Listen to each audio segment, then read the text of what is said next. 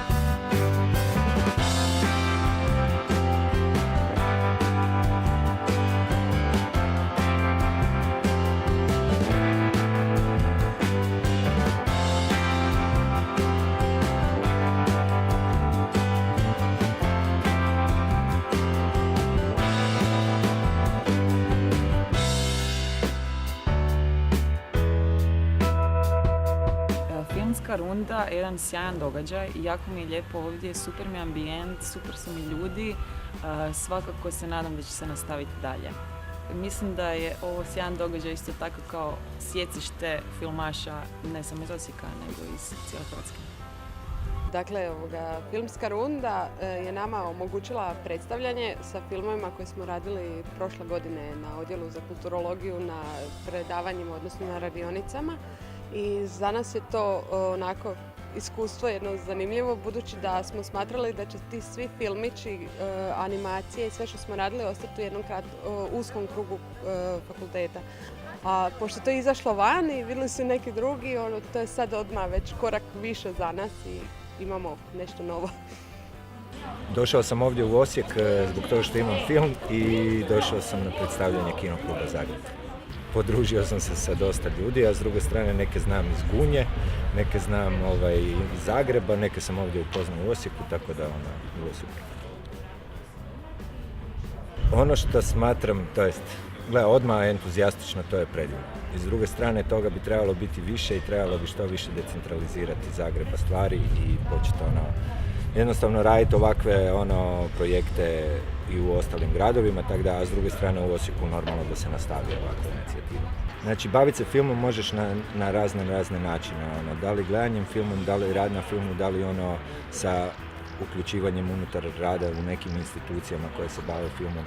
Tako da mislim da je to divna stvar. Pošto Osijek ima jednu tradiciju i u filmu i u fotografiji i jako puno srednjoškolaca se želi baviti time, mislim da je filmska runda nešto što općenito je jedno mjesto druženja i prikupljanja raznih informacija, gledanja dobrih filmova, gdje svatko od njih može pronaći inicijalnu nekakvu iskru i ideju u kojem smjeru krenuti.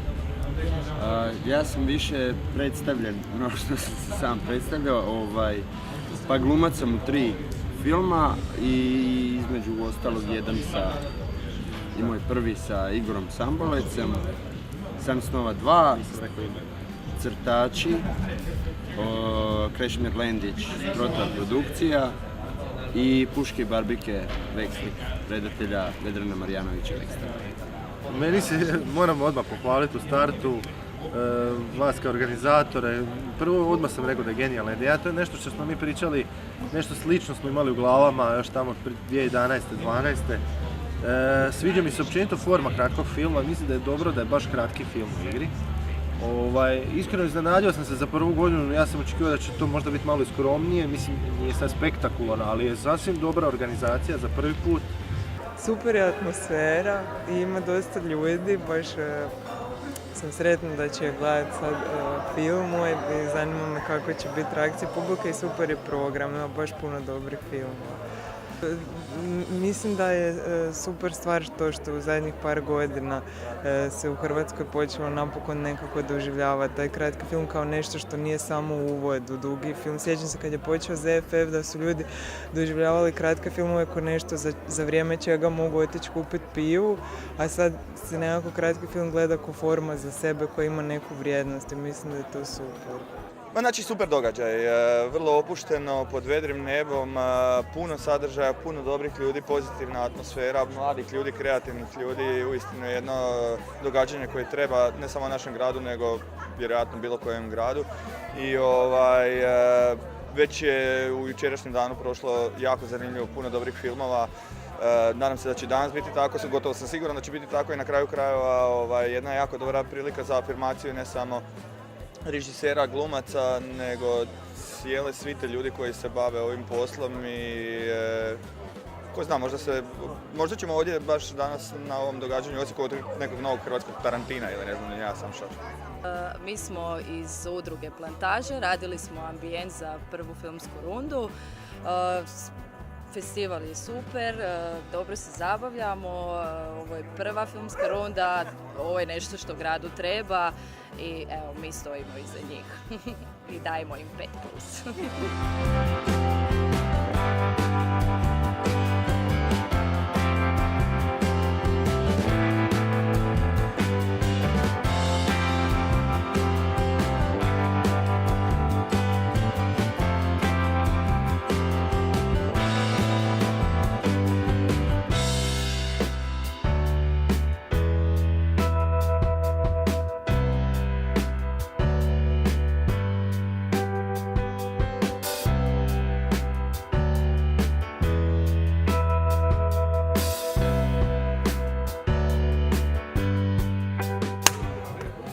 Ja sam Zvonimir Jurić, filmski redatelj. Stvarno mi je drago da ste ovo vi iz organizacije napravili, jer je uopće napraviti neki mali filmski festival u Osijeku je ogroman uspjeh. Vi ste to uspjele i strašno sam ponosan na vas, na sve vas iz organizacije.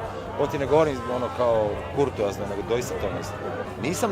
Gledao sam malo ovaj zadnji i moram ti priznati da me iznenadio. Nije to moja šalica čaja, ali ja sam samo jedan od publike, ali iznenadio me svojom profesionalnošću, dobrom glumom, režijskom pismenošću. Filmska runda u Osijeku, pun pogodak, vrhunski događaj, pogotovo u prostoru kazamata u Tvrđi. Ljudi su jednostavno prepoznali, pogotovo oni mlađi, što mi je izuzetno drago i nadam se da ovo neće biti posljednja, odnosno ujedno i prva, ali nadam se da neće ni posljednja filmska runda u Osijeku. Tako da, eto, thumbs up for filmsku rundu.